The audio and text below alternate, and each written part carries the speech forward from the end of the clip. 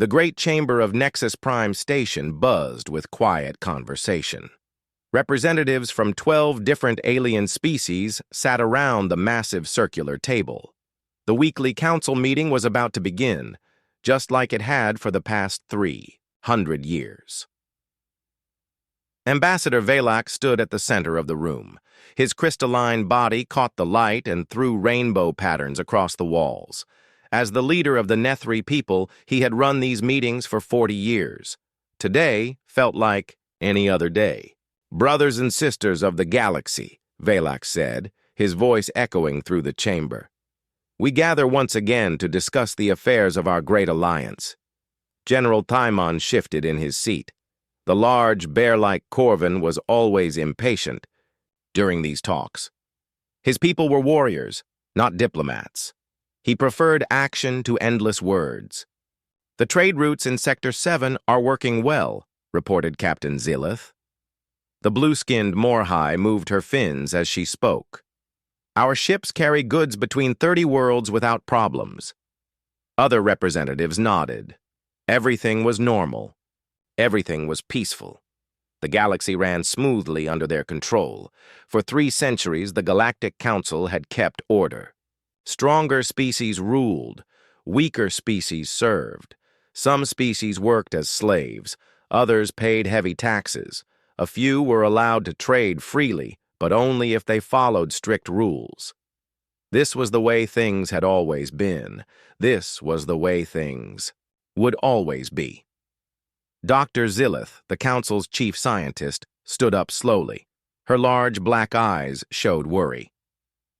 "I must report something strange," she said. "Our deep space sensors have detected unusual energy readings." The room grew quiet.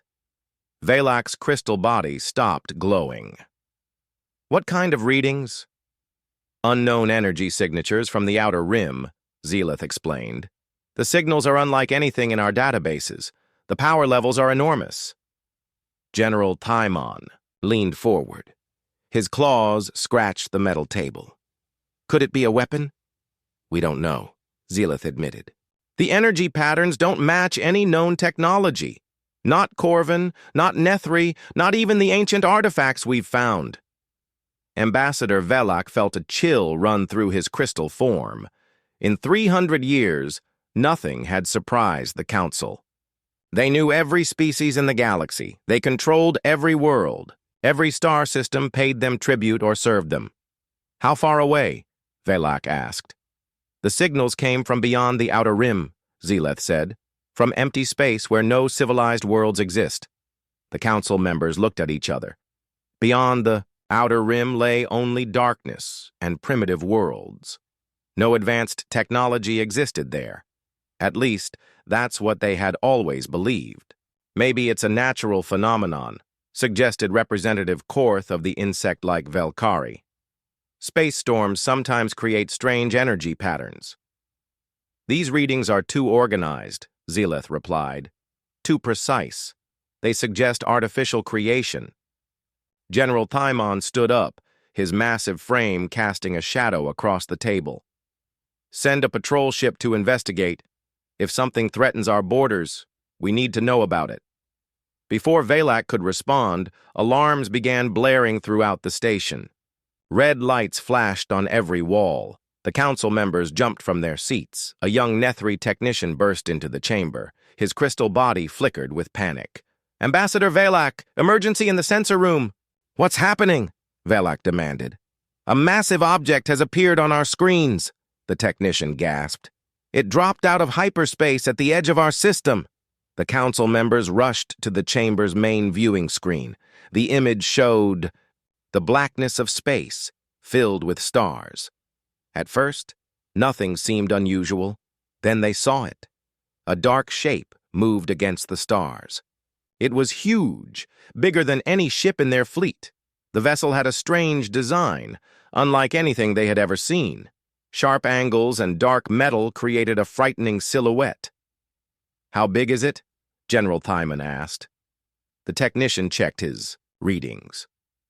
"Almost 2 kilometers long. The mass readings suggest extremely dense construction." 2 kilometers. Thymon's voice showed surprise. Even his people's largest warships were only half that size. "It's moving toward us," the technician continued. "Speed is incredible, faster than our best scout ships." Ambassador Valak stared at the screen. The ship moved with purpose. It wasn't drifting or exploring. It knew exactly where it was going. "Try to contact them," Valak ordered. "Send the standard greeting protocols." The technician worked at his controls. "Sending on all frequencies, Ambassador. Using every known language." Minutes passed. The alien ship continued its approach. No response came from the vessel. "They're ignoring us," Dr. Zelith said quietly. "Impossible," General Thymon growled. "No one ignores the Galactic Council." But the ship did ignore them. It came closer and closer, showing no signs of slowing down. "Weapons status?" Thymon asked. "Unknown," the technician replied. "We can't scan through their hull. The metal seems to block our sensors." Fear began to spread through the chamber. For 300 years, the Council had been the strongest force in the galaxy. Their technology was supreme. Their power was absolute. Now something was approaching that they didn't understand. "Perhaps they don't know who we are," suggested Representative Korth. "Send them our identification codes. Tell them this is Nexus Prime, home of the Galactic Council." The technician sent the message. Still no response. The alien ship continued its steady approach. As it grew larger on the screen, more details became visible. The hull was covered in strange markings. Weapons ports lined its sides. This was clearly a warship. "Distance?" Valak asked. "Entering our outer defense zone," the technician reported. "They'll reach the station in 20 minutes. General Thymon activated his communication device. "All Corvin ships, battle stations. Unknown vessel approaching. Prepare for possible hostile contact." Around the table, other representatives began calling their own fleets. Within minutes, dozens of warships were moving toward Nexus Prime. But everyone felt the same cold fear. This ship was different. This ship was wrong. "Still no response to our signals," the technician said. The alien vessel continued its approach. It showed no fear of the growing Council fleet. It made no attempt to communicate or explain its presence. As the ship grew larger on the screen, Ambassador Velak realized something that chilled his crystal heart. This wasn't just another species seeking to join the galactic community. This wasn't a lost explorer or a primitive race that had stumbled upon space travel. This was something that didn't care about the Galactic Council's power. The ship filled more and more of the viewing screen. Its dark hull blocked out the stars behind it. Soon, it would cast a shadow over Nexus Prime itself. "Ambassador," the technician whispered. "It's directly above us now." Velak looked up at the screen. The massive alien warship hung in space over their station like a dark cloud before a storm. Captain Lee Dongwu stood on the bridge of the UES Teguk's Fury. His dark eyes watched the alien station growing larger on the main screen. Behind him, his crew worked at their stations with calm efficiency. The bridge was different from anything the galaxy had ever seen. Clean metal surfaces reflected bright lights. Computer screens showed streams of data in the human language. The air smelled of ozone and determination. "Distance to target?" Dongwu asked. 5,000 kilometers and closing, Captain," replied Navigation Officer Song Yerim. Her fingers moved quickly across her controls. "We're directly above their main station." Dongwu nodded. The approach had gone exactly as planned. For 6 months, humanity had watched and listened to the galaxy's communications. What they learned had filled them with disgust. "Communications report," he ordered. "Lieutenant." Park So-young turned from her station.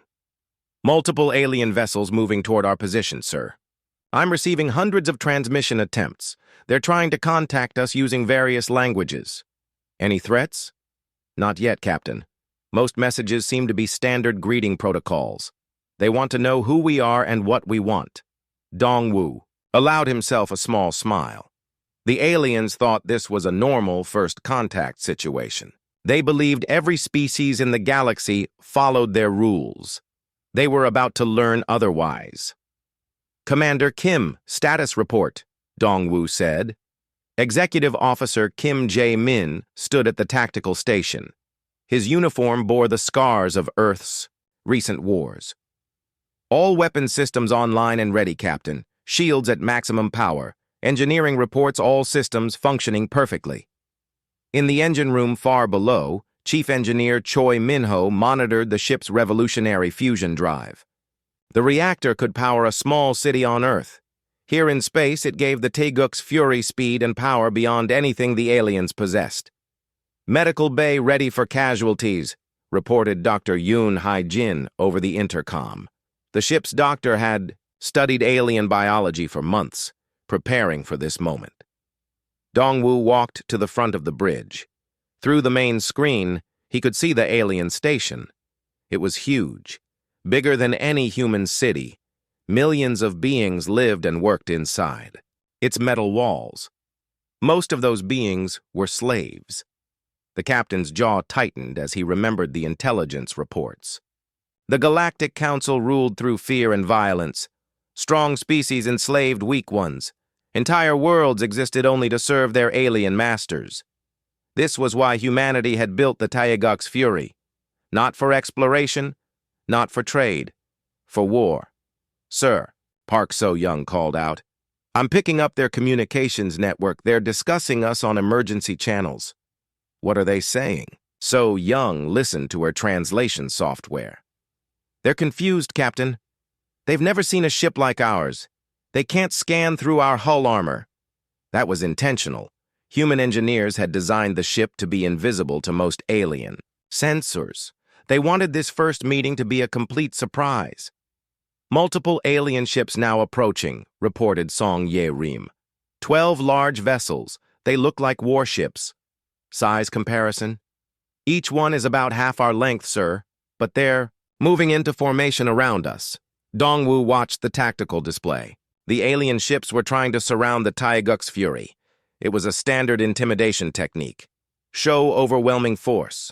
Make the newcomer realize they were outgunned. "Weapons, officer." "Oh, are you ready?" Dongwu asked. Oh Tae-yang looked up from his controls. The young man had trained for 2 years on the ship's weapon systems. "All kinetic guns loaded and targeted, Captain. Nuclear warheads armed and ready." The aliens had no idea what kinetic weapons could do. Their technology focused on energy shields and plasma cannons. They had never faced an enemy that fired solid metal at incredible speeds. "Sir," So-young reported, "they're sending more urgent messages now.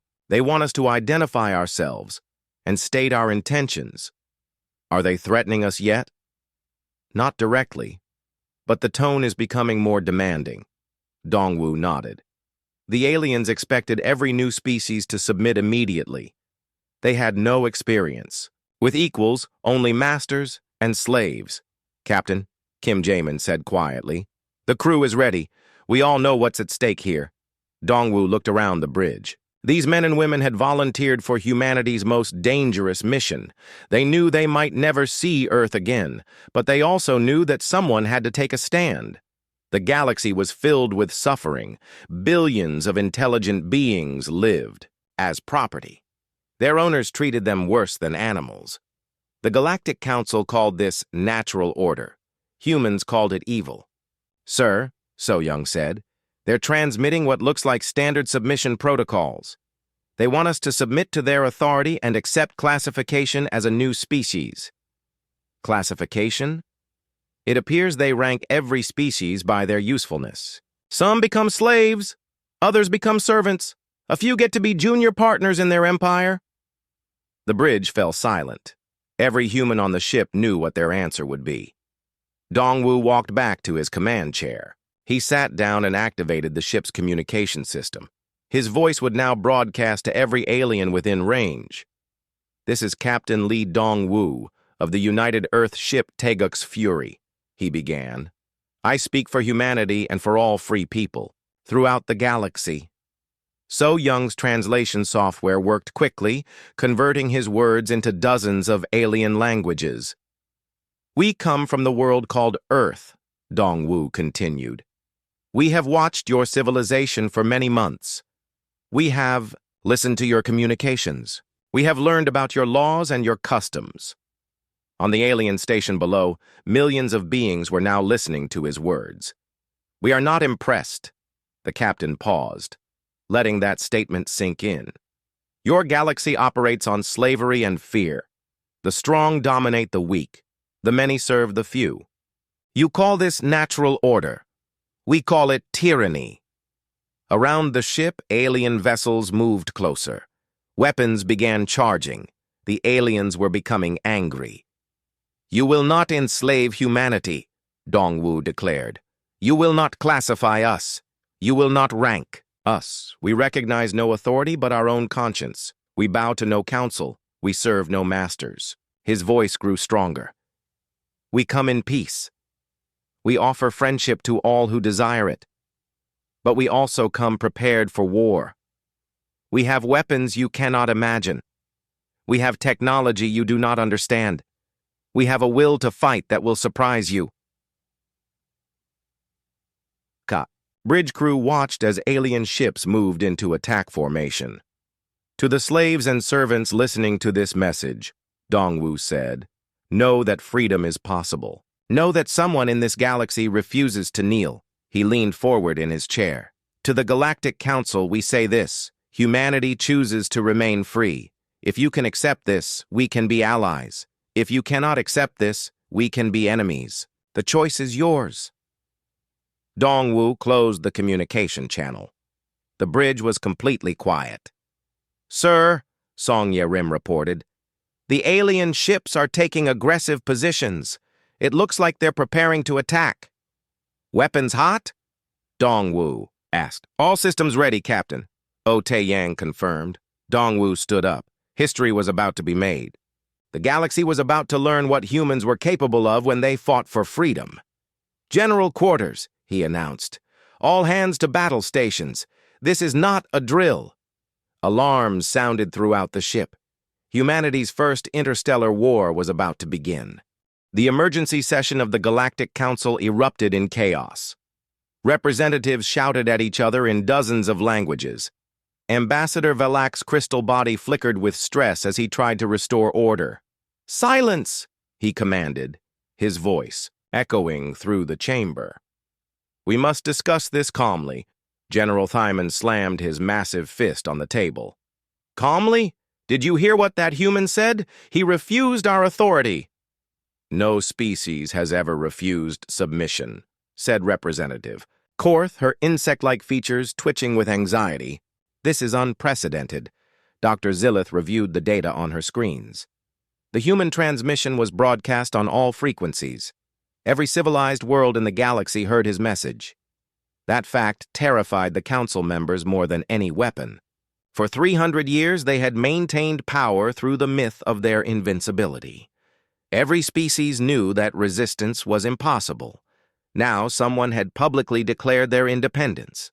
"What do we know about these humans?" Velak asked. Zillith pulled up her analysis. "Very little. Their ship uses unknown technology. Our sensors cannot penetrate their hull. The energy readings suggest power levels far beyond our capabilities." "Power. Levels mean nothing," Thyman growled. "We have 12 warships surrounding them. They have one ship. Mathematics is simple." But even as he spoke, the general felt doubt creeping into his mind. The human ship showed no fear. It made no attempt to flee or negotiate. It simply waited. On the observation deck, sensor technician Bei Su-jin monitored the human vessel. The young woman had been studying their technology for hours. What she discovered worried her. "The human ship is not moving," she reported to her superior, "but its energy output is increasing." "Weapons charging." "Unknown. The energy pattern is unlike anything we've seen. It's not building up like normal weapon systems. It's more like preparation." Meanwhile, aboard the Taeguk's Fury, the crew made final preparations for battle. In the fighter bay, pilot Ryu Ji-won checked his small spacecraft one last time. Earth's first space fighters were tiny compared to alien ships, but they were fast and deadly. "All pilots ready for launch," he reported to the bridge. Captain Dongwu nodded. Human fighters used tactics the aliens had never encountered. They were designed to work together like a pack of wolves. "Weapons status?" Dongwu asked. Weapons Officer Oh Tae-yang smiled grimly. "Rail guns loaded with kinetic rounds, Captain.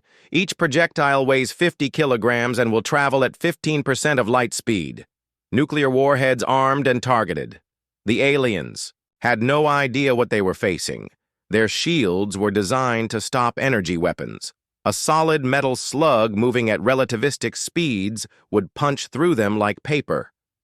"Sir," Park So-young called out, "the aliens are transmitting again. This time, the tone has changed." "Put it through." Admiral Nakthor's voice filled the bridge. The Corvan commander spoke in Galactic Standard, his words harsh and threatening. "Unknown vessel, you are in violation of galactic law. You will submit to scanning and boarding. You will accept classification as a new species. You will comply immediately or face the consequences." Dongwu looked around his bridge. His crew waited for orders. The moment had come to make history. "Open. A channel," he commanded. "Channel open, sir." Dongwu's response was calm and clear. "Admiral Nakthor, this is Captain Lee Dongwu. We have heard your demands. Our answer is no." The simple word sent shockwaves through the alien fleet. No one had ever said no to the Galactic Council. "We are humanity," Dongwu continued. "We recognize your existence but not your authority over us. We offer peace if you desire it, but we will not submit to your laws or accept your classification system." Admiral Nakthor's reply came quickly. "You are outnumbered 12-1. Your ship will be destroyed if you do not comply."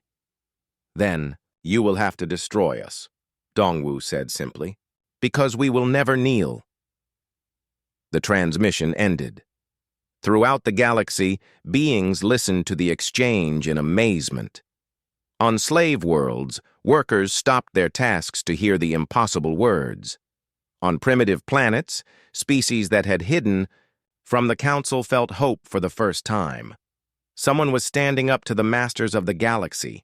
In the depths of a mining world, a slave named Kenth looked up from his work. The small, gray-skinned being had labored in the mines for 30 years. He had never dreamed of freedom. Now he whispered a word he had almost forgotten.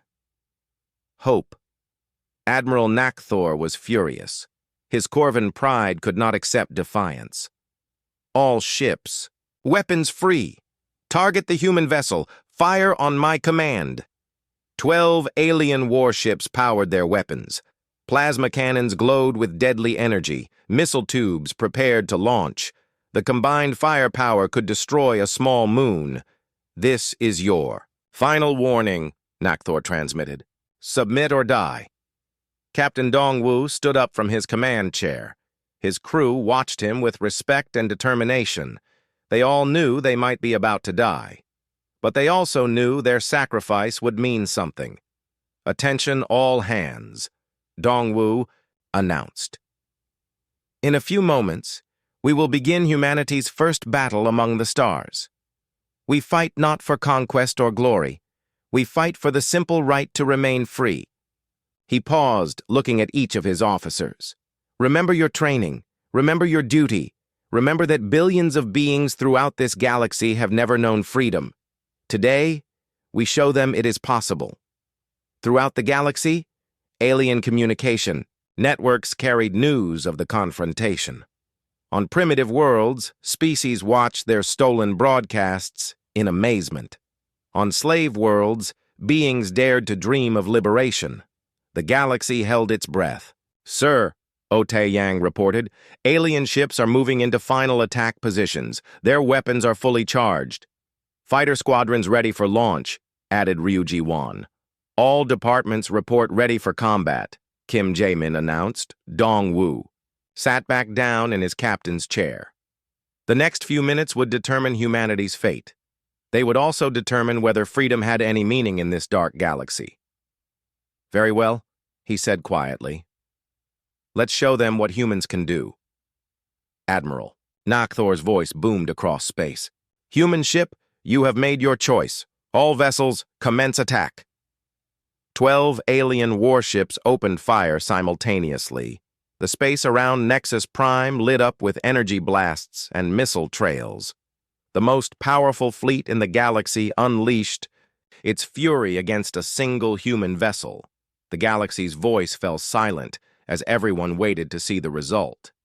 But the Teguk's fury did not die quietly. The human ship's response was swift and terrible. Kinetic rounds fired from railguns at incredible speed. Nuclear warheads launched on precise trajectories. Human fighters poured from the ship's launch bays like angry wasps. The Battle of Nexus Prime had begun. The first alien plasma bolts struck the Teguk's Fury's shields in brilliant flashes of light. Energy cascaded over the human ship's defenses like water over stone. The shields held, but Captain Dongwoo knew they wouldn't last forever. Return. Fire! He commanded. Weapons Officer Oh Tae-yang pressed the firing controls. The ship's railguns spoke with thunder. The first kinetic round left the Teguk's Fury at 50,000 kilometers per second. To the aliens, it appeared as a brief flash of light. Then it struck the Corvin heavy cruiser Dominator. The 50-kilogram metal slug punched through the alien ship's energy shields without slowing down. It tore through armor plating like tissue paper. The kinetic energy released when it hit was equivalent to a small nuclear bomb. The Dominator's hull exploded outward. Atmosphere vented into space. Internal fires spread through the ship's corridors. Within seconds, the massive warship was a drifting wreck. "Direct hit!" Oh Tae-yang shouted. "Target destroyed!" Admiral Nakthor stared at his tactical display in disbelief. His strongest ship had been destroyed by a single shot. The weapon hadn't even used energy. It was just a piece of metal moving very fast. "How is that possible?" he whispered. His science officer, a young Corvin named Veltar, checked the readings. "Sir, the projectile was traveling at 15% of light speed. At that velocity, even a small mass becomes devastating." "Impossible. No civilization has kinetic weapons that powerful." "The humans do, sir." The second human shot targeted the cruiser, Thunder's Edge. This time, the Corvin captain tried to evade. His ship's massive bulk turned slowly, trying to avoid the incoming projectile. It was useless. The kinetic round was too fast and too accurate. It struck the ship's engine section and tore completely through the vessel. The Thunder's Edge broke in half, spilling crew and atmosphere into the void. "Two ships down," Oh Tae-yang reported calmly, adjusting targets. Meanwhile, pilot Ryuji Wan led his fighter squadron out of the Teguk's Fury's launch bay. The 12 human fighters were tiny compared to the alien warships, but they moved with deadly purpose. "Ghost Squadron, this is Ghost Leader," G1 transmitted. "Attack pattern Delta. Target their weapon systems." The human fighters scattered in all directions. Their small size and incredible speed made them nearly impossible to track. The aliens had never faced such tactics before. "What are those things?" Admiral Nakthor demanded. "Small attack craft," his tactical officer replied. "But they're faster than anything in our database."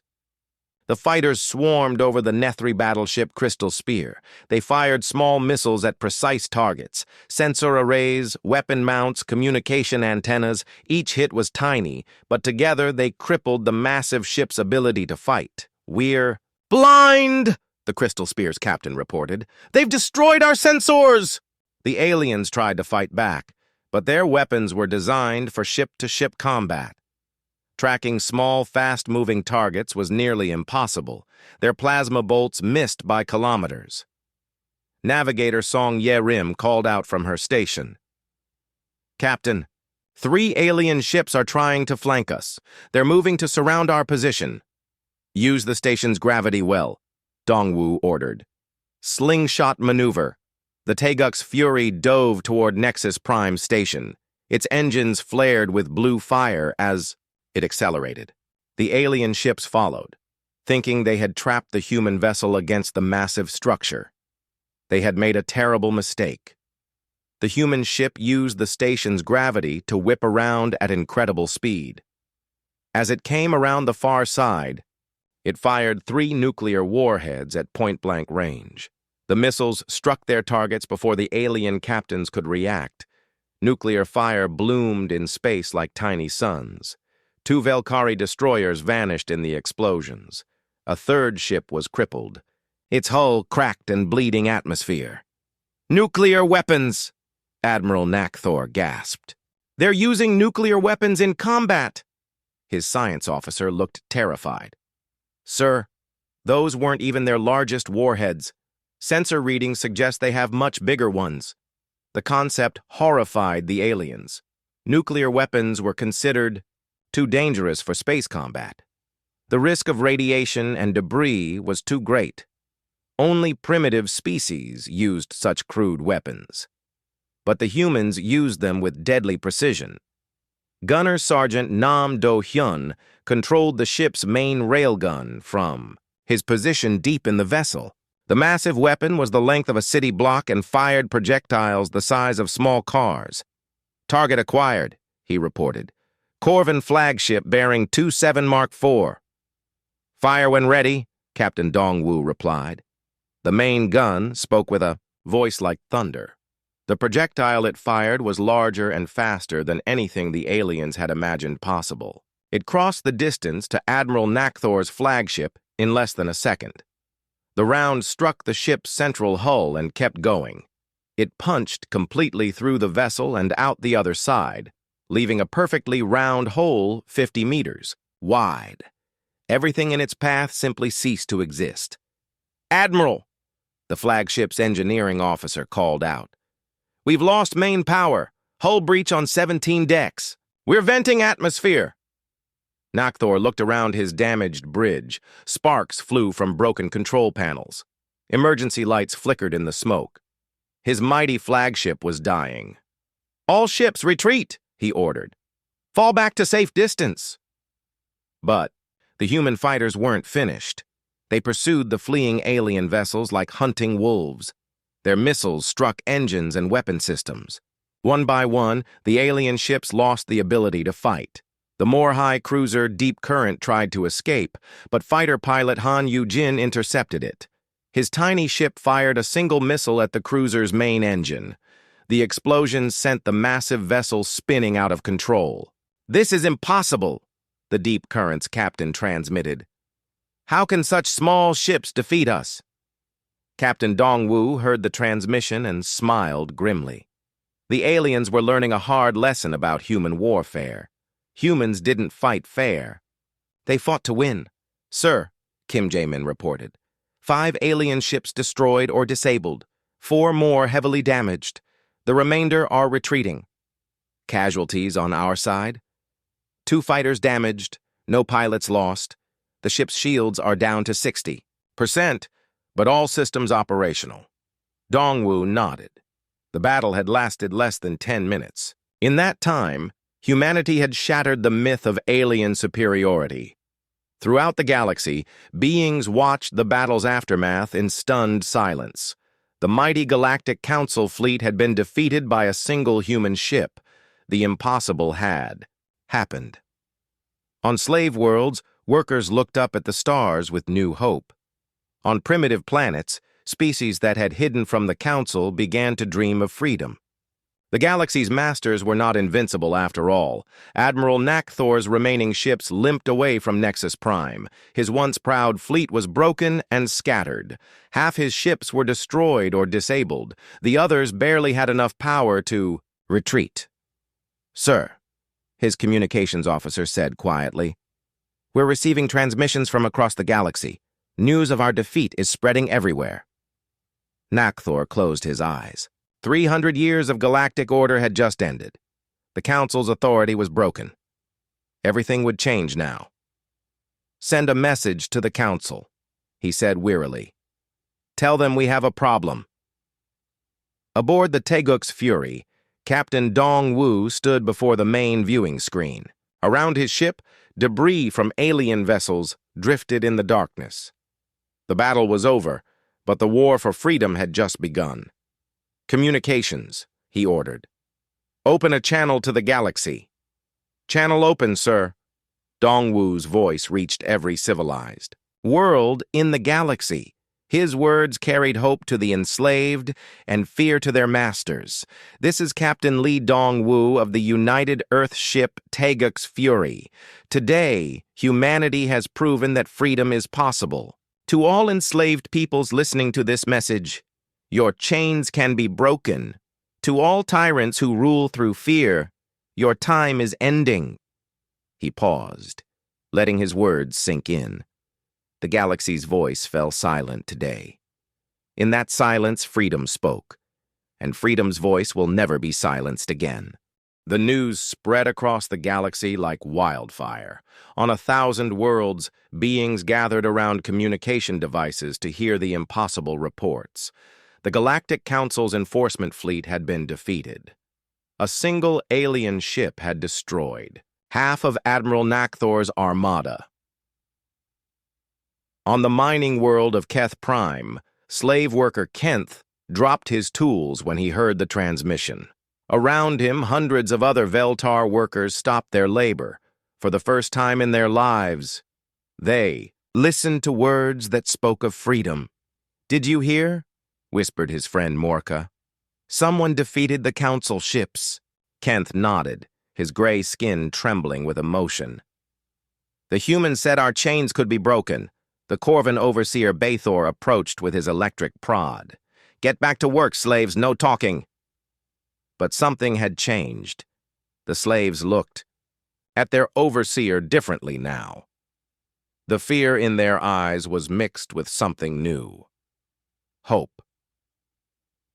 Aboard Nexus Prime Station, the Galactic Council held an emergency session.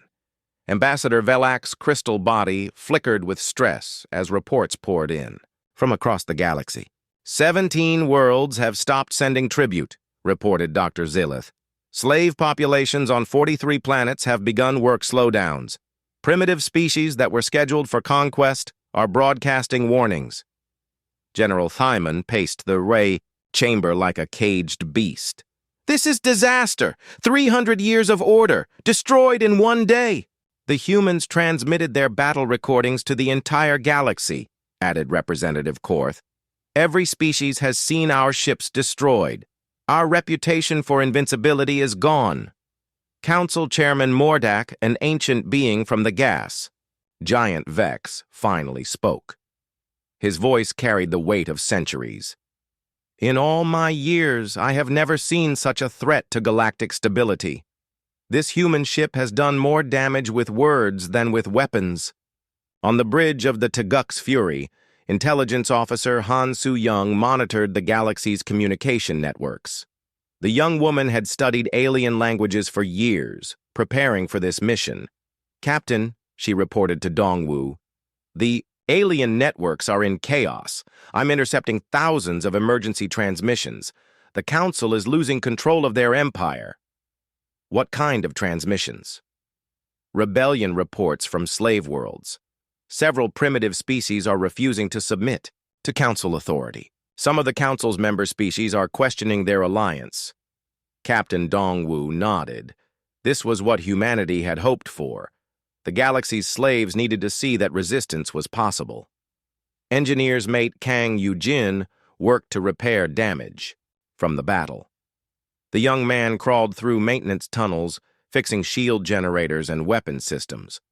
The Taeguk's Fury had taken hits, but human engineering was tougher than the aliens expected. "Shields back to full power," he reported. "All weapon systems operational. We're ready for another fight if they try again." In the medical bay, Dr. Yoon Hai-jin studied samples of alien blood and tissue recovered from the battle. Understanding. Alien biology would be crucial for future conflicts. Fascinating, she murmured as she examined Corvin genetic material. Their muscle density is incredible, but their neural pathways are surprisingly simple. They're bred for strength, not intelligence. On the agricultural world of Fendar, the Velkari overseers noticed changes in their more high slaves. The blue-skinned aquatic beings moved more slowly through the fields. They whispered to each other in their native language. "Work faster," demanded Overseer Kelnar. "The harvest quotas must be met." But the slaves exchanged glances. One of them, an old male named Koreth, stood straight for the first time in years. "No," he said simply. The word sent shockwaves through the field. No slave had ever refused a direct order. "What did you say?" Kelnar's insect-like features twitched with rage. "I said no," Koreth repeated. "We have worked these fields for 40 years. We have met every quota. We have asked for nothing. But today we heard that someone fights for freedom. Today we remember what we lost." Other slaves began to stand. Hundreds of them. Then thousands. They faced their overseers without fear for the first time in their lives. The galaxy's communication networks carried similar reports from dozens of worlds. The human victory had lit a spark that was spreading everywhere. In the council chamber, Chairman Mordak struggled to maintain order. "We must respond with overwhelming force," he declared. "Send the full battle fleet to destroy this human ship." "The fleet is scattered across the galaxy," General Thymon replied. "It would take weeks to assemble our full strength." "Then we launch a nuclear strike on their home world," suggested Representative Korth. "Destroy their planet before they can." "Build more ships," Dr. Zillith shook her head. "We don't know where their home world is. They've revealed nothing about their origin point. That was another human strategy. Earth's location remained secret, even if the aliens destroyed the Taiguks. Fury, they couldn't strike back at humanity's source. "Sir," Han Su-young reported to Captain Dongwu, "I'm intercepting communications from something called the Full Battle Fleet. The aliens are trying to gather their scattered ships. How long before they can mount another attack?"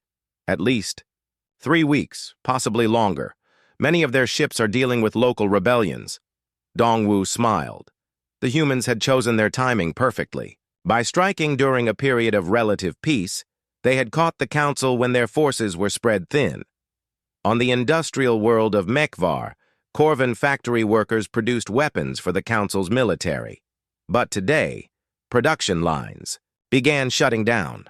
The workers, mostly enslaved Nethri, had heard the human transmission.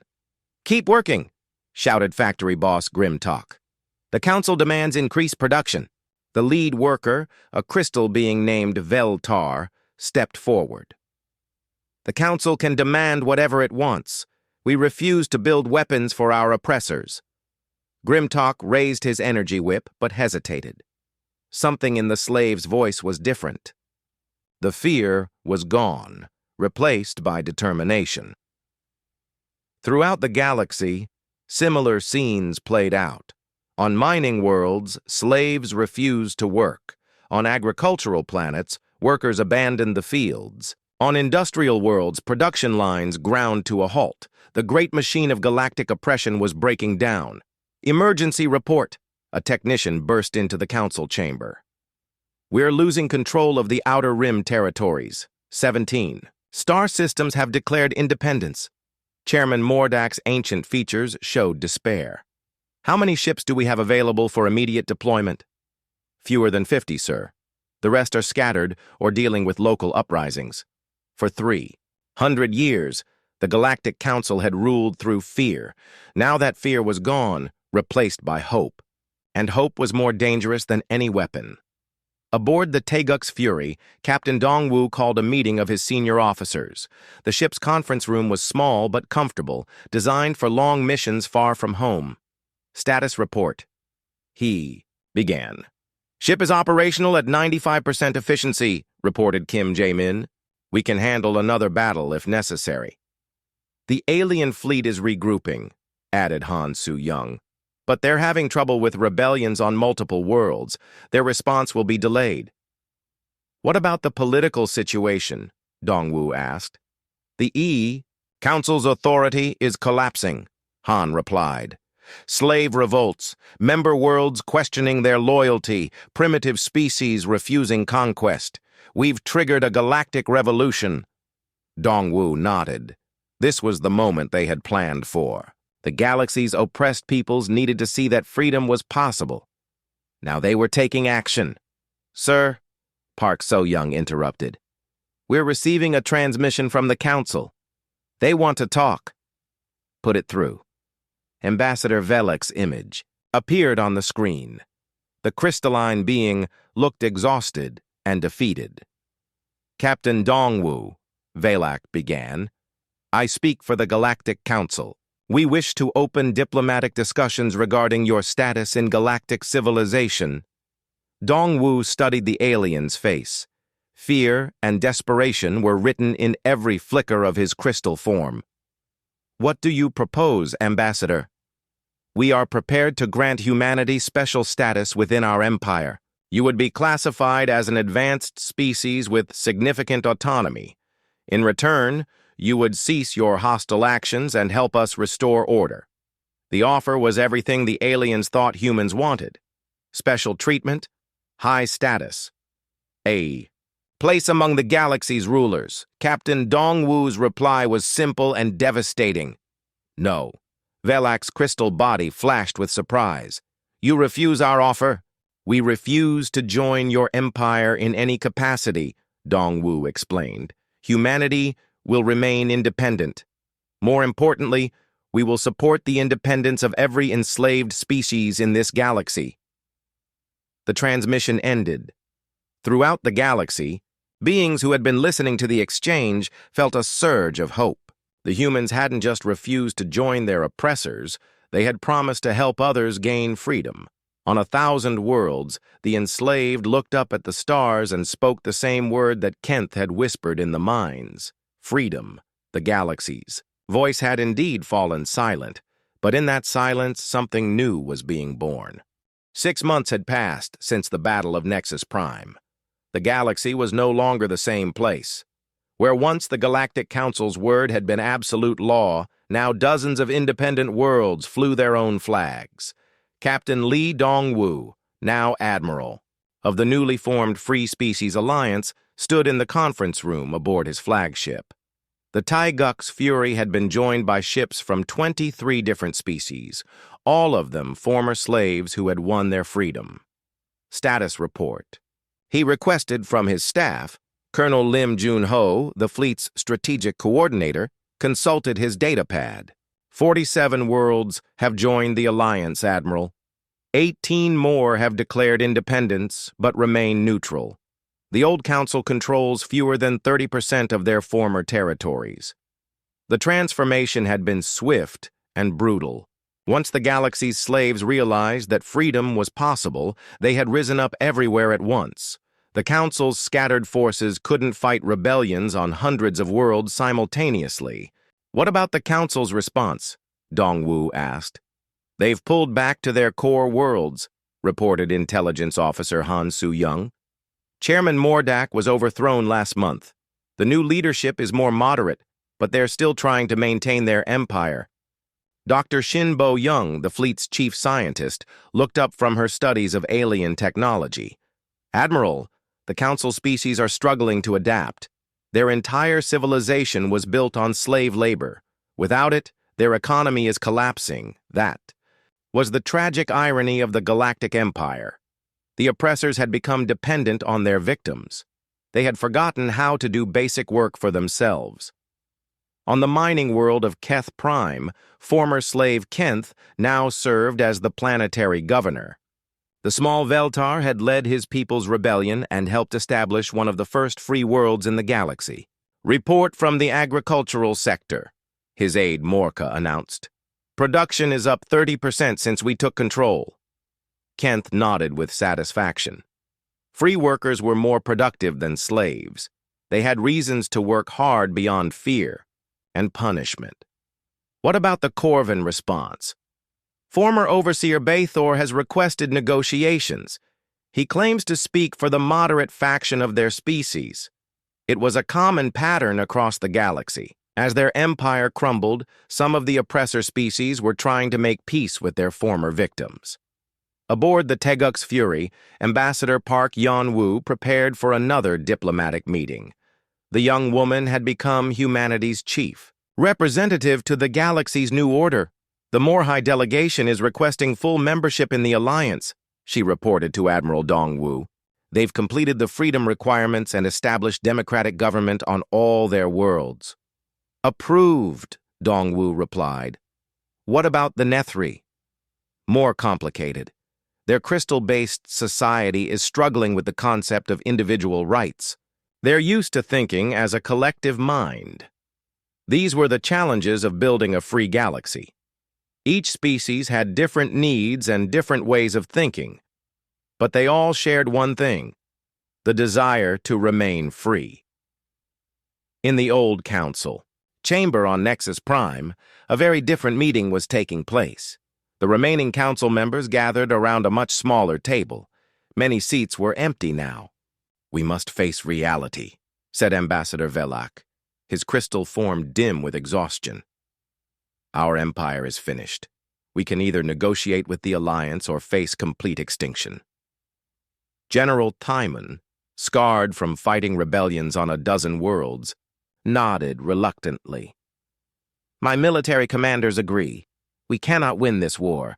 The humans have given hope to every oppressed being in the galaxy. Former Chairman Mordak, now just another representative, spoke bitterly. 3 centuries of civilization destroyed by one ship. It wasn't destroyed by one ship, Velak corrected. It was destroyed by 3 centuries of injustice. The humans simply showed the galaxy that change was possible. On Earth, construction crews worked around the clock to build humanity's first interstellar fleet. Admiral Dong-woo had sent detailed plans for the Teguk's Fury and Earth's shipyards. We're producing copies as fast as possible. President Kim So-young, no relation to the communications officer, addressed the Global Council from Seoul. Our children have succeeded beyond our wildest dreams. They have not only secured humanity's freedom, but liberated half the galaxy. The cost had been high. Earth had spent decades preparing for interstellar war. Resources that could have been used for peaceful purposes had gone to building weapons and warships, but the investment had paid off in ways no one had imagined. Back in the Alliance fleet, Medical Officer Dr. Yoon Hae-jin had become the galaxy's leading expert on interspecies medicine. Her research helped former slaves recover from centuries of genetic manipulation and physical abuse. The Velkari are particularly damaged, she reported to Admiral Dong-woo. Their former masters modified their DNA to make them more docile. It will take generations to reverse the effects. Can it be done? Yes, but it will require resources and time. The good news is that other Alliance species are volunteering to help. Everyone understands that freedom means helping each other. That spirit of cooperation was the Alliance's greatest strength. Unlike the old empire, which ruled through fear, the new order was built on mutual support. Chief Engineer Choi Min-ho had been working with alien scientists to share technology. The results were remarkable. Hybrid ships that combined human weapons with alien propulsion, defensive systems that used both energy shields and physical armor. The new designs are incredible, he told the Admiral. We're creating ships that are better than anything either species could build alone. Pilot Ryu Ji-won, now wing commander of the Alliance Fighter Corps, trained pilots from dozens of species. Each race brought different strengths to combat. The Morhai have natural 3D, thinking from living underwater, he explained. The Veltar have incredible reflexes. The Nethri can coordinate perfectly through their mental link. Together, we're creating the most effective fighter force in galactic history. But not every story had a happy ending. On some worlds, the transition to freedom had been violent and chaotic. Former oppressors fought former slaves in bitter civil wars. The Corvan homeworld is still in rebellion, reported Colonel Lim. The military faction refuses to accept the new government. Fighting continues in the capital city. Admiral Dong Wu studied the reports with sadness. Send medical aid to both sides. Arrange evacuation for civilians. We won't choose sides in their civil war, but we won't let innocents suffer. This was humanity's new role in the galaxy, not as conquerors, but as peacekeepers and mediators. On the rebuilt Nexus Prime Station, now headquarters of the Alliance Council, representatives from 53 species met to draft a new galactic charter. The document would establish the rights and responsibilities of free worlds. Ambassador Park Yeon-woo read from the charter's preamble, "We, the free peoples of the galaxy, establish this alliance based on the principle that all sentient beings are created equal. No species shall dominate another. No world shall be enslaved. No being shall be forced to serve against their will." It was a radical document by galactic standards. For the first time in recorded history, a galactic government was based on equality rather than dominance. Former slave Kenth, now representing the Veltar worlds, stood to address the assembly. 6 months ago, I worked in the mines of Keth Prime. I had never known freedom. I had never dreamed it was possible. His voice grew stronger as he continued. Today, my children play in the sunlight. They learn to read and write. They choose their own paths in life. This is the gift the humans gave us. Not just freedom from oppression, but freedom to become who we were meant to be. The assembly erupted. In applause from dozens of different species, Admiral Dong Wu watched the proceedings from the observation deck. His aide, Lieutenant Park So-young, joined him at the viewing window. "Any regrets, Admiral?" she asked. Dong Wu considered the question. The past 6 months had been difficult. There had been battles, negotiations, setbacks, and tragedies. Building a free galaxy was harder than destroying an empire. "No regrets," he said finally. "Look at them." Below, representatives from species that had been enemies for centuries worked together on the charter. Former slaves sat as equals with former masters. Children of different races played together in the station's parks. The galaxy's voice fell silent 6 months ago, Dongwu continued. In that silence, something beautiful was born. On distant worlds, that beauty was evident everywhere. Schools where slave children learned to read. Hospitals where alien doctors treated former oppressors. Farms where free workers grew food for their own families. The old galaxy had been built on fear and hatred. The new galaxy was being built on hope and cooperation. It wouldn't be perfect. There would be conflicts and setbacks. Some species would struggle with freedom, others would resist the changes. But for the first time in galactic history, every being had the chance to choose their own destiny. Commander Kim Jae-min approached the Admiral with a message pad. "Sir, we're receiving a transmission from Earth. The second wave of colony ships is ready to launch." Dongwu smiled. Humanity was ready to join the galaxy as partners, not conquerors. They would bring their technology, their ideas, and their stubborn insistence that freedom was worth fighting for. "Send them our current position," he ordered. "Tell them they're coming to a free galaxy.